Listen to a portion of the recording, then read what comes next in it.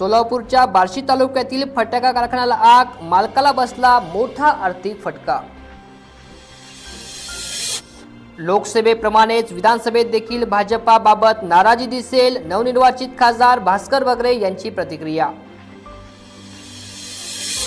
धुळ्याच्या शिरपूर तालुक्यातील जैतपूर गावात शेतकऱ्याच्या घराला शॉर्ट सर्किटमुळे आग, आगीत घरातील सर्व साहित्य जळून खाक। यवतमाळ जिल्ह्याच्या महागाव तालुक्यातील दोन्ही दरोड्यांचा छडा, 4 आरोपींना अटक करून 34 लाखाचा मुद्देमाल जप्त। धुळेमध्ये सरकारच्या प्रतिकात्मक पोस्टरवर काँग्रेसकडून चिखलफेक आंदोलन, धुळ्यात काँग्रेस आक्रमक। बीड अहमदनगर महामार्गावर समस्त ओबीसी समाज उतरला पुन्हा एकदा रस्त्यावरती, टायर पेटून केला निषेध व्यक्त। डोंबिवलीत शिक्षक आणि माजी विद्यार्थ्यांनी केले अर्धनग्न आंदोलन। नमस्कार, मी विशाल गोसावी, आपण बघत आहात प्रबंधभूमी महाराष्ट्र न्यूज। प्रबंधभूमीच्या आजच्या विशेष बातमीपत्रामध्ये मी आपले सर्वांचे स्वागत करतो। या बातमीपत्राच्या माध्यमातून आपण महाराष्ट्रभरातील टॉप 7 बातम्यांचा आढावा घेत असतो। त्याच बातम्या आता आपण बघणार आहोत। चला तर सुरू करूया आजचे महत्त्वाचे बातमीपत्र। पहिली बातमी येते ती सोलापूरमधून बार्शी तालुक्यातील फटाका कारखान्याला या ठिकाणी मोठी आग लागली आहे। या आगीमध्ये या मालकाचे मोठ्या प्रमाणात नुकसान झाल्याची माहिती आहे। त्याच पद्धतीने आपण बघितले तर बार्शी तालुक्यातील घारी गावात या फटाका कारखान्याला आग लागली आहे। कारखान्याला आग लागून झालेल्या स्फोटात आजूबाजूला परिसराला देखील हादरा बसला होता। न्यूज मुलांनी अशा या मालकाचे नाव आहे। या कारखान्यात जवळपास 15 महिला मजूर काम करतात। मात्र सुदैवाने आज वट पौर्णिमेची सुट्टी असल्याने कोणतीही महिला कामाला नव्हती। या स्फोटात कुठल्याही पद्धतीची जीवितहानी झाली नसून कारखान्याच्या मालकाला मात्र मोठा आर्थिक फटका बसला आहे। या दरम्यान अतिरिक्त पोलीस निरीक्षक मिठू जगदाळे यांनी माध्यमांशी बोलताना माहिती दिली आहे। पोलीस स्टेशनच्या हद्दीमध्ये घारी गावामध्ये फटाक्याच्या कारखान्यामध्ये स्फोट झालेला होता। आम्ही तात्काळ त्या ठिकाणी पोहोचून फायर ब्रिगेडला बोलावून आगीवर नियंत्रण आले आहे। सुदैवाने कोणतीही सदर घटनेमध्ये जीवितहानी झालेली नाही आहे आणि आम्ही परिस्थितीवर लक्ष ठेवून आहोत। पुढील बातमी येत आहे ती नाशिकमधून। नाशिकच्या दिंडोरी मतदारसंघाचे नवनिर्वाचित खासदार भास्कर बगरे यांनी आता एक प्रतिक्रिया दिली आहे। लोकसभेप्रमाणेच विधानसभेत देखील भाजपाबाबत नाराजी दिसेल अशी प्रतिक्रिया या ठिकाणी नवनिर्वाचित खासदार भास्कर बगरे यांनी व्यक्त केली। लोकसभेच्या निवडणुका नुकत्याच पार पडल्या असून दिंडोरी लोकसभा मतदारसंघात खासदार भास्कर बगरे यांनी भाजपा उमेदवार भारती पवार यांना मोठ्या फरकाने पराभूत केले। यावेळी भास्कर बगरे यांनी मतदारांचे आभार मानण्याकरता दौरा सुरू केला असून यावेळी त्यांनी येवल्यातील ग्रामीण भागातील अनेक गावात दौरा केल्यानंतर येवला शहरामध्ये ते आभार दौऱ्यासाठी आले असता यावेळी मतदारांनी त्यांचे फटाकेच्या आतिषबाजीत स्वागत जल्लोषात स्वागत केले। आणि या दरम्यान बोलताना नवनिर्वाचित खासदार भास्कर बगरे काय म्हणालेत ते बघूयात।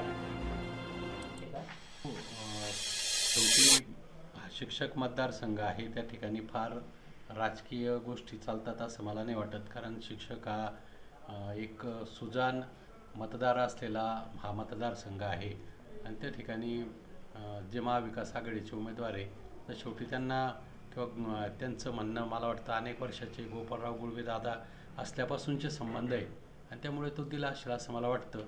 आणि काल त्यांचा वाढदिवस, शेवटी राजकारणामध्ये ते आज इथपर्यंत जे पोचले तर ते आदरणीय शेटे साहेबांच्या मार्गदर्शनाखाली पोचले आणि प्रत्येकाला वाटतं की वाढदिवस साजरा करताना आपण ज्यांना आपला आदर्श मानतो त्यांचा आशीर्वाद घेण्यासाठी त्या कादवावरती ते आलेले असतील आणि कार्यकर्त्यांनी त्या ठिकाणी तो वाढदिवस साजरा केला असेल।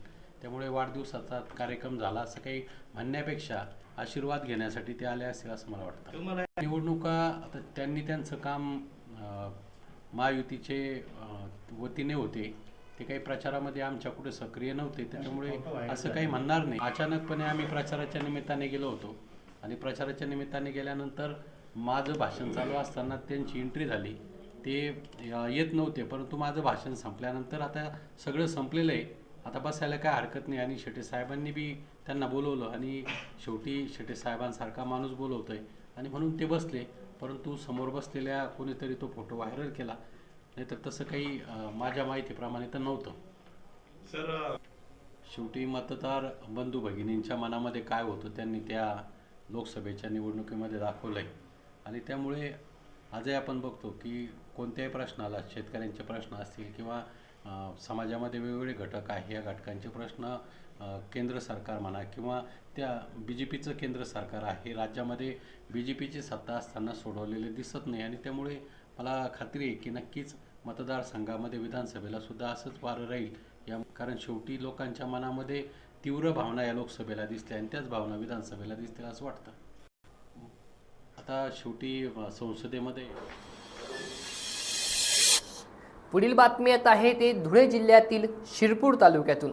शिरपूर तालुक्यात शेतकऱ्याच्या घराला आग लागली आहे. ही आग शॉर्ट सर्किटमुळे लागल्याचे प्राथमिक अंदाज आहे आणि या आगीत घरातील सर्व साहित्य जळून खाक झाले आहे. पहाटे झोपेतून उठल्यानंतर शेतकऱ्यांच्या डोळ्यासमोर घरामागे झालेला अग्नितांडव बघायला मिळाला.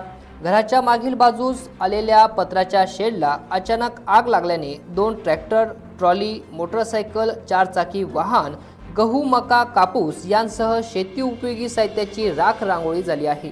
ते पाहून शेतकऱ्यांचे अश्रू अनावर झाले. दरम्यान पीडित शेतकरी महेंद्रसिंग राजपूत यांनी माध्यमांशी बोलताना अधिकची माहिती दिली आहे. बघूयात. बोलू. मी महेंद्र पदमसिंग राजपूत, राहणार जेतपूर. मी माझ्या शॉर्ट सर्किटमुळे माझ्या सर्व गोडाऊनला आग लागली. तरी आगीत माझे 40-45 लाखाचं नुकसान झालं. पिके हरभरा होता 50 क्विंटल, गहू होते 50 क्विंटल, परत कापूस होता 70-80 क्विंटल, परत ज्वारी होती 30-40 क्विंटल, डायनिंग टेबल, खुर्च्या, एक जॉन डिअर ट्रॅक्टर होतं, एक छोटं कुबाडा ट्रॅक्टर होतं, इंडिका होतं, प्लॅटिना गाडी होती. तरी शासनाने माझी अशी दखल घेऊन मी आजपासून पूर्ण संसार उद्ध्वस्त झाला. तर सर्व बेचिराग झालं. PVC पाईप होते, परत सर्व जुना घराच्या माझा आमला होता, सर्व कड्या सऱ्या वगैरे असं कमी 40-45 लाखाचं नुकसान झालं.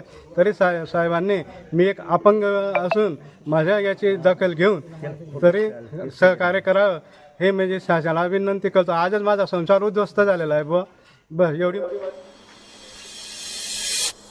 पुढील बातमी येत आहे यवतमाळ जिल्ह्यातील महागाव गावातून. या ठिकाणी दोन्ही दरोड्यांचा छडा लावण्यास पोलिसांना यश आलं आहे. 4 आरोपींना अटक करून 34 लाखाचा मुद्देमाल जप्त करण्यात आला आहे.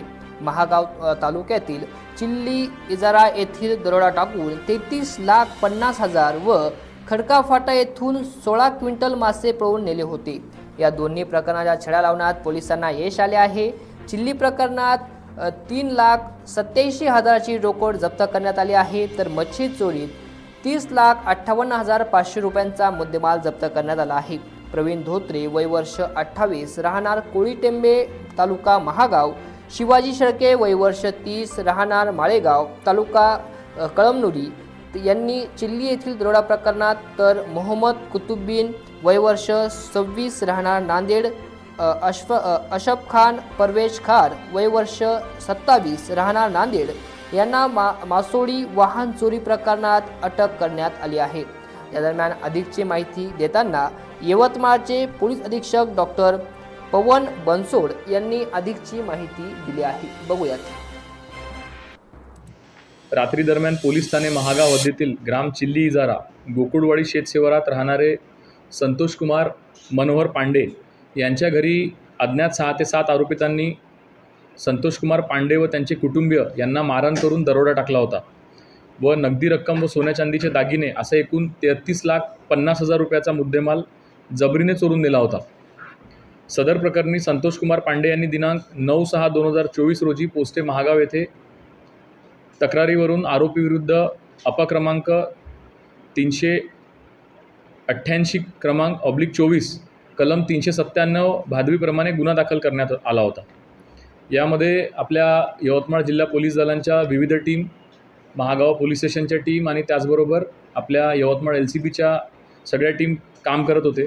आणि याच्यामध्ये तागुशामधील पौपनी धनराज हाके व त्यांच्याकडील जे टीम आहे त्यांना याच्यामध्ये आवश्यक ज्या तांत्रिक बाबी पडताळून आजूबाजूच्या गाव परिसरातून गोपनीय माहिती घेतली आणि त्यामधनं आपल्याला आज रोजी आरोपी प्रवीण विष्णू धोत्रे वय 28 वर्ष राहणार काळीटेंबी तालुका महागाव याला गोपनीय माहितीवरून तागुशाच्या पथकाने ताब्यात घेतल्यानंतर यांनी सदरचं प्रकरण म्हणजे सदरचा दरोडा टाकल्याची कबुली दिलेली आहे. आणि त्याचबरोबर गुन्ह्यात वापरलेली मोटरसायकल व गुन्ह्यातील नगदी असा एकूण 3,87,000 रुपयाचा आज रोजी मुद्देमाल हस्तगत करण्यात आलेला आहे. आणि त्याचबरोबर सगळे आरोपी इतर जे आरोपी आहेत ते सुद्धा निष्पन्न करण्यात आलेले आहे. आणि आत्ता गुन्ह्यातील आरोपी शिवाजी लक्ष्मण शेडके वय 30 वर्ष राहणार माळेगाव तालुका कळमनुरी जिल्हा हिंगोली यास तागुशाकडील पथकाने भिवंडी मुंबईतून आज रोजी ताब्यात घेतलेले आहे. आणि इतर सर्व या दरोड्यातील जो मुद्देमाल गेलेला आहे पांडेंकडला त्याच्यामध्ये अधिक आपला तपास सुरू आहे. या 2 दिवसामध्ये आपण या आरोपींना आता प्रोड्यूस पण करू आणि या 2 ते 3 दिवसामध्ये अशी आपल्याला होप आहे की 100% याच्यामध्ये रिकव्हरी होईल. पुढील बातमी येत आहे धुळ्यातून. धुळ्यामध्ये काँग्रेस आक्रमक होताना बघवयास मिळत आहे. सरकारच्या प्रतिकात्मक पोस्टरवर काँग्रेसकडून चिखलफेक आंदोलन करण्यात आले. राज्यातील जनता अनेक समस्यांना सामना करत असताना महाभ्रष्ट युती सरकार यांच्याकडे जाणीवपूर्वक दुर्लक्ष करत असल्याचा आरोप या दरम्यान आंदोलनकर्त्यांनी केला आहे. या सरकारने जनतेला वारंवार सोडून दिले आहे. या महाराष्ट्र भ्रष्ट निष्क्रिय सरकारच्या विरोधात आज धुळ्यातील काँग्रेस भवन समोर काँग्रेसच्या पदाधिकारी आणि कार्यकर्त्यांनी राज्य सरकारच्या प्रतिमेस चिखल लावून चिखलफेक आंदोलन केले असल्याचे या दरम्यान काँग्रेस कमिटी धुळे यांनी सांगितले आहे. राज्यातील आणि केंद्रातील भाजपाचे सरकार शेतकरी, कष्टकरी, दलित, अल्पसंख्याक, महिला, तरुण, गरीब आणि सामान्य जनतेच्या विरोधातील आहे. छत्रपती शिवाजी महाराज, राजश्री शाहू महाराज, महात्मा ज्योतिबा फुले व भारतरत्न डॉक्टर बाबासाहेब आंबेडकरांच्या विचाराने चालणाऱ्या महाराष्ट्राच्या प्रतिमेला काळीमा फासण्याचे काम या सरकारने केले आहे. कर्जासाठी शेतकऱ्यांची होत असलेली अडवणूक, चिखलात सुरू असलेली पोलीस भरती, राज्यातील बिघडलेली कायदा व्यवस्था यामुळे सरकारच्या विरोधात जनतेने तीव्र संताप असून सरकारला जाब विचारण्यासाठी धुळ्यात हे आंदोलन केले असल्याचे काँग्रेसचे शहराध्यक्ष युवराज करणकाळ यांनी माध्यमांशी बोलताना सांगितले आहे. बघूयात या दरम्यान शहराध्यक्ष काँग्रेस कमिटीचे युवराज करणकाळ हे काय म्हणाले ते. महाराष्ट्र प्रदेश काँग्रेसचे अध्यक्ष नानाभाऊ पटोले यांच्या नेतृत्वाखाली धुळे जिल्हा काँग्रेस कमिटी, धुळे शहर जिल्हा काँग्रेस कमिटी यांच्या वतीने आज आम्ही चिखलफेक आंदोलन या ठिकाणी निकम्मे हे जे BJP सरकार आहे, हे धर्मामध्ये जे भांडण लावणारं सरकार आहे, 2 कोटी बेरोजगारांना दरवर्षी नोकरी देऊ असं फेकू सरकार आहे, 15-15 लाख रुपये प्रत्येकाच्या खात्यात जमा करू अशा ह्या फेकू सरकारच्या निषेधार्थ आज आम्ही चिखलफेक आंदोलन या ठिकाणी केलेलं आहे.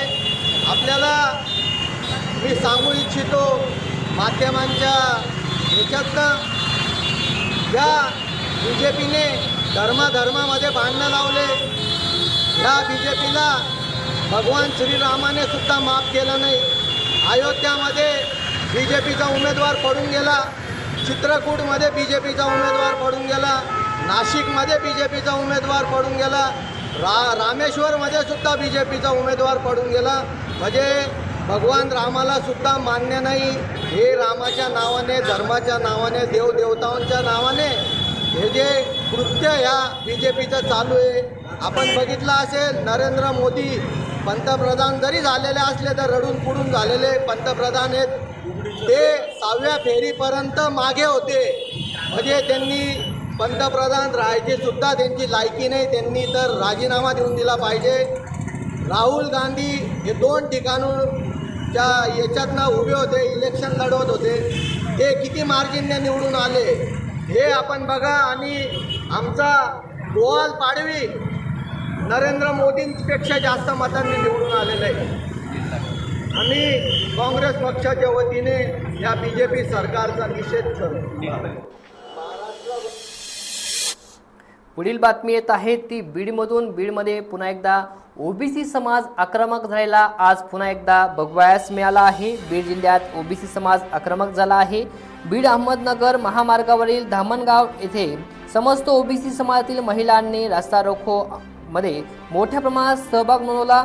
मागील 9 दिवसांपासून लक्ष्मण हाके यांचे उपोषण सुरू आहे आणि याच उपोषणाला पाठिंबा देण्यासाठी हातोला या ठिकाणी देखील मागील 4 दिवसापासून उपोषण सुरू आहे. पंकजा मुंडे यांनी सरकारला लेखी पत्र दिले आहे. त्याची सरकारने तात्काळ दखल घ्यावी आणि ओबीसींच्या आरक्षणाला कोणताही धक्का लागू नये अशी आग्रही भूमिका आणि मागणी या ठिकाणच्या आंदोलनकर्त्यांनी केली आहे. बीड अहमदनगर मार्गावर ओबीसी समाजाने टायर पेटून निषेध नोंदवला आहे. या दरम्यान माध्यमांशी बोलताना महिला आंदोलक काय म्हणाला ते बघूयात. वडीलपुत्री तालुका अंबड जिल्हा जालना या ठिकाणी प्राध्यापक हाके सर आणि वाघमारे सर हे आज 9-10 दिवस झाले उपोषणाला बसलेले आहेत. ओबीसी आरक्षण बचावासाठी ते उपोषणाला बसलेलं आहे. मराठा समाजाला आरक्षण मिळावं ही आमची सर्वांची भावना आहे, पण ओबीसी मधून त्यांनी देऊ नये याच्यासाठी आज आमचा हा लढा आहे. त्यांना आरक्षण मिळावंच ही आमची सगळ्यांची भावना आहे पहिल्यापासून, पण ओबीसी मधून त्यांना आरक्षण देऊ नये हे आज सगळ्या ओबीसी बांधवाच्या तर्फे आज सगळ्या ओबीसी बांधवाच्या वतीने हा लढा चालू आहे. जर कुणी मागायला लागला असेल तर ते आम्ही कुणाला देऊ देणार नाही. यासाठी आज आम्ही सर्व महिला भगिनी आज रस्त्यावर उतरलेलो आहेत. मराठा समाजाने आरक्षण त्यांच्या वेगळ्या कोट्यातून घ्यावा. ओबीसी कोट्यातून आम्ही देणार नाहीत आणि मिळूही देणार नाही. त्यासाठी आज आम्ही महिला रस्त्यावर चक्काजाम आंदोलन शांततेच्या मार्गाने करीत आहोत. आणि जर आमची मागणी तशी जर सरकारने पूर्ण नाही केली तर ह्याच महिला सगळ्या महाराष्ट्रातील ओबीसी समाजातील दुर्गेचा अवतार धारण करतील.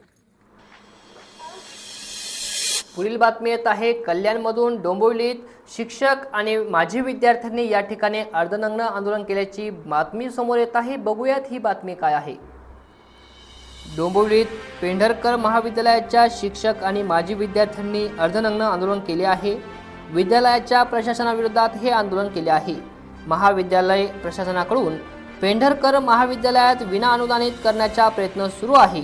12 महाविद्यालयातील शिक्षकांच्या प्रशासनाच्या या निर्णयाला विरोध आहे.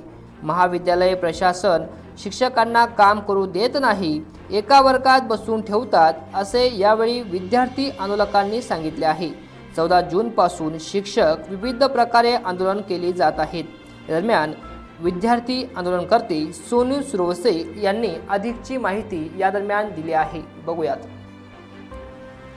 आपण बघत असाल आज ही अर्धनग्न होण्याची वेळ प्रशासनाने आमच्यावर आणून ठेवलेली आहे. 2012 पासून डोंबिवली शिक्षण प्रसारक मंडळाच्या विरुद्ध शेकडो पुरावे दिले गेले, शेकडो समित्या नेमल्या गेल्या, शेकडो आदेश झाले, तरी देखील डोंबिवली शिक्षण प्रसारक मंडळावरती जो वर्धस्त आहे त्याच्यामुळे जी कारवाई त्यांच्यावर होत नाही आहे त्याच्या निषेधार्थ आम्ही इथे बसलेलो आहोत. शासनाने तर ठरवलं आहे की महाराष्ट्रातील सर्व कॉलेजेस हे विना अनुदानित करायचं. त्याची सुरुवात पेंढरकर कॉलेजमार्फत होत आहे आणि पेंढरकर कॉलेजमार्फत जर हे झालं तर महाराष्ट्रातले सगळे विना अनुदानित कॉलेज ह्याचे ग्राउंड्सवरती कोर्टात लढतील आणि महाराष्ट्रातले सगळे अनुदानित कॉलेज हे बंद होतील. आम्ही आज इथे बसण्याचं कारण आहे की शिक्षण विभाग झालं, कुलगुरू झाले, व्हाईस चान्सलर झाले, यांच्या जे डोळ्यावरती जी पट्टी आहे त्या आमच्या अर्धनग्नेच्या अवस्थेत बघून तरी उघडतील का. जे त्यांनी डोळे झाकलेले आहेत त्यांच्या विरोधात आजपर्यंत शेकडो पुरावे दिले गेलेले असले तरी त्यांनी कोणतीही कारवाई केली नाही आहे. या कारवाईच्या निषेधार्थ आम्ही इथे अर्धनग्नाच्या अवस्थेत बसलेलो आहे. शासनाने ठरवलं आहे की यांना नागडच करायचं आहे तर तुम्ही करू नका, त्याची सुरुवात आम्ही करतो, म्हणून आम्ही आज ही सुरुवात केलेली आहे. हे होते आपल्या आजच्या टॉप 7 बातम्या. प्रबंधवी महाराष्ट्राच्या माध्यमातून महाराष्ट्रभरातील ज्या महत्त्वाच्या टॉप 7 बातम्या आहेत त्या या ठिकाणी या बातमीपत्रात आपण सादर करत असतो. त्याच पद्धतीने प्रबंधवीच्या माध्यमातून आपण प्लेस्टोरवरती प्रबंधवी न्यूज हे ॲप्लिकेशन लॉन्च केलं आहे. आपल्याकडे जर अँड्रॉइड मोबाईल असेल तर आपण नक्कीच प्लेस्टोरवरती जाऊन प्रबंधवी न्यूज हे प्ले स्टोअरवरती सर्च करा आणि प्रबंधभूमी न्यूज ॲप्लिकेशन इन्स्टॉल करा, जेणेकरून ज्या क्षणाक्षणाच्या महत्त्वाच्या बातम्या, महत्त्वाच्या घडामोडी आहेत त्या लगेच आपल्याला आपल्या ॲप्लिकेशनवरती वाचता येणार आहे. त्या संदर्भात नोटिफिकेशन सूचना देखील आपल्या मोबाईलवरती आपल्याला तसे बघायला मिळणार आहे. त्याचप्रकारे महत्त्वाच्या बातम्या, महत्त्वाच्या घडामोडी थेट व्हिडिओ स्वरूपात बघण्यासाठी आपल्या प्रबंधभूमी चॅनलला सबस्क्राईब करा. आणि त्याच पद्धतीने प्रबंधभूमी.com ही वेबसाईटसुद्धा लॉन्च केली आहे. या माध्यमातून देखील आपण महत्त्वाच्या बातम्या वाचू शकणार आहेत. त्यामुळे प्रबंधभूमीच्या सर्व माध्यमांना फॉलो करा, सबस्क्राईब करा आणि बघत रहा प्रबंधभूमी महाराष्ट्र न्यूज. आजचं बातमीपत्र इथेच थांबूया. धन्यवाद.